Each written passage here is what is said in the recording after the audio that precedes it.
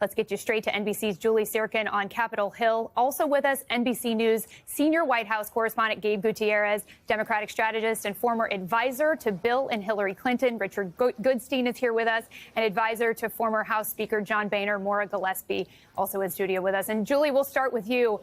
As it stands now, just break down what's in the Senate's version of this bill and what we could see during this marathon vote-a-rama today.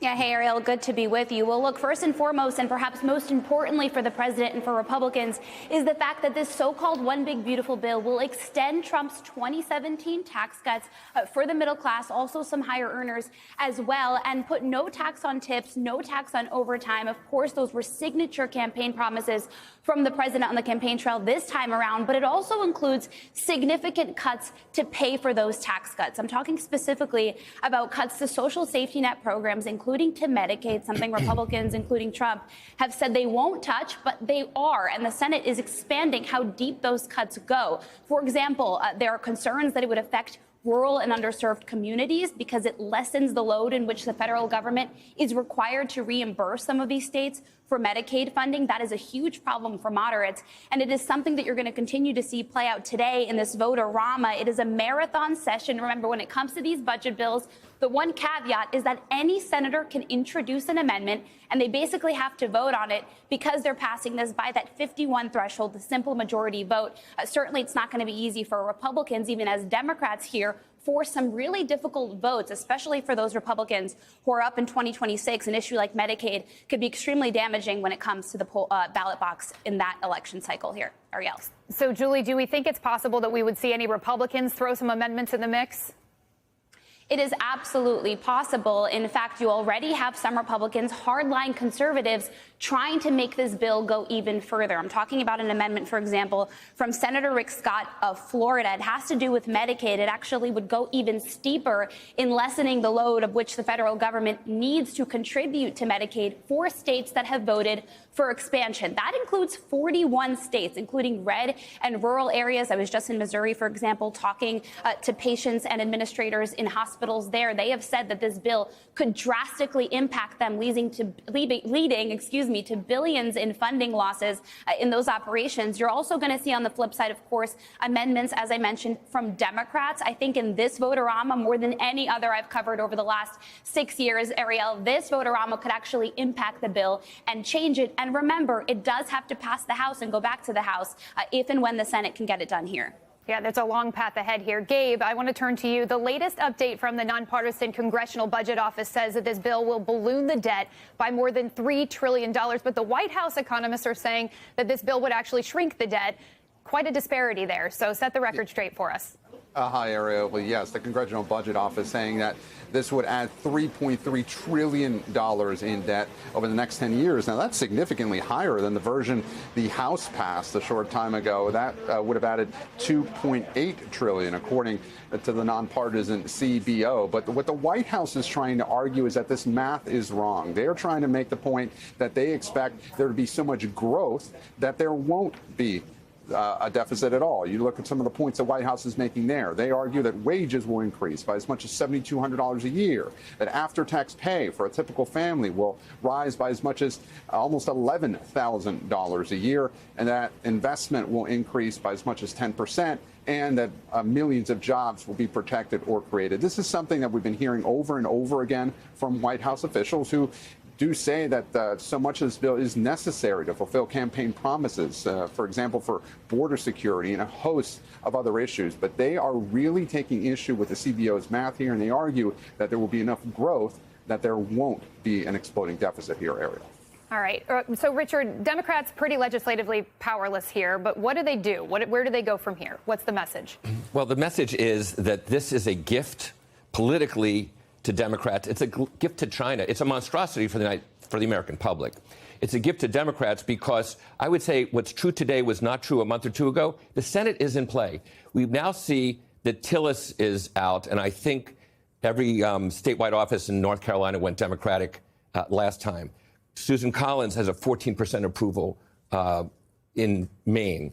You know, she's always expressing concerns about things, and I just think at some point she's going to have to kind of face the music. John Cornyn is way behind in Texas. Joni Ernst we're all going to die, I think it's going to face problems in Iowa. So I just think for Democrats, it's a real gift. Again, much as it's a horrible outcome, Trump loves big things. It's big debt, making many more people uninsured, reducing electricity, driving up electricity prices.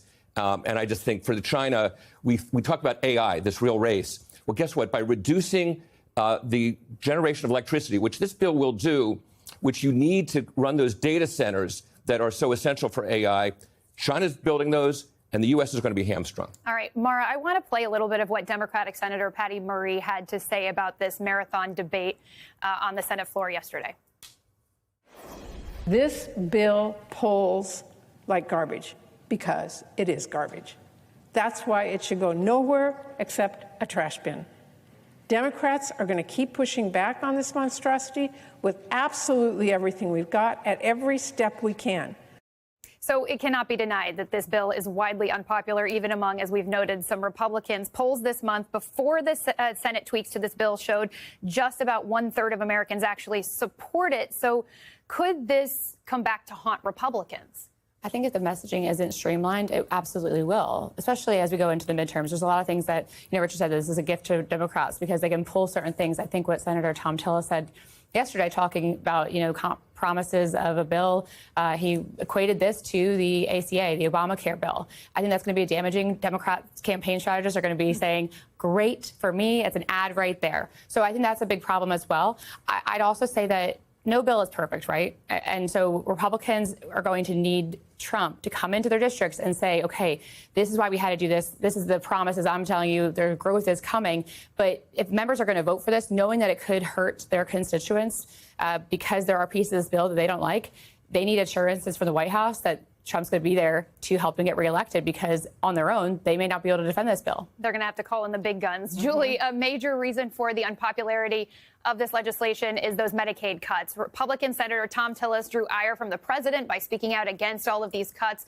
And then in that head-spinning move overnight, he announced that he is no longer seeking re-election. He cited the climate of polarization in Washington. What else do we know about his decision and the implications?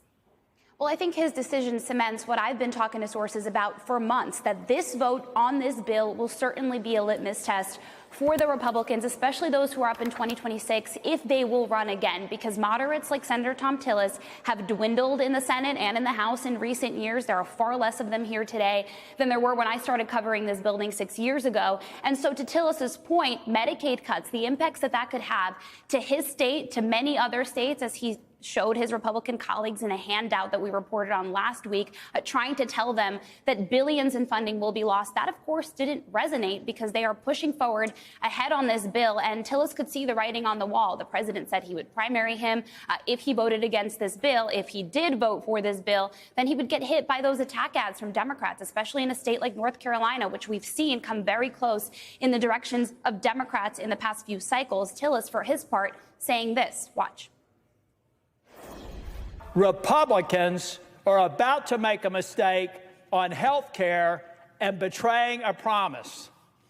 It is inescapable that this bill in its current form will betray the very promise that Donald J. Trump made in the Oval Office or in the cabinet room when I was there with finance. I'm telling the president that you have been misinformed. You supporting the Senate mark will hurt people who are eligible and qualified for Medicaid.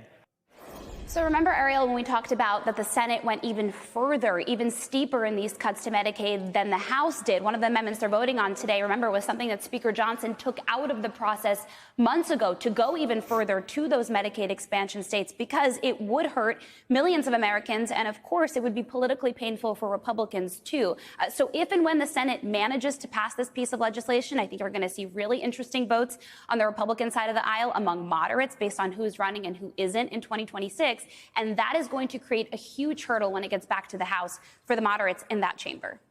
We'll see what the Senate is putting in for the House to then take back out. Gabe, I want to turn to you. Tillis was frequently a target of Trump's wrath. We've seen this in the past, and Trump even threatened to meet with possible primary challengers before he decided to call it quits ultimately. Trump can't really afford to lose many more senators on this bill. So what exactly is the logic in all this mudslinging at the moment?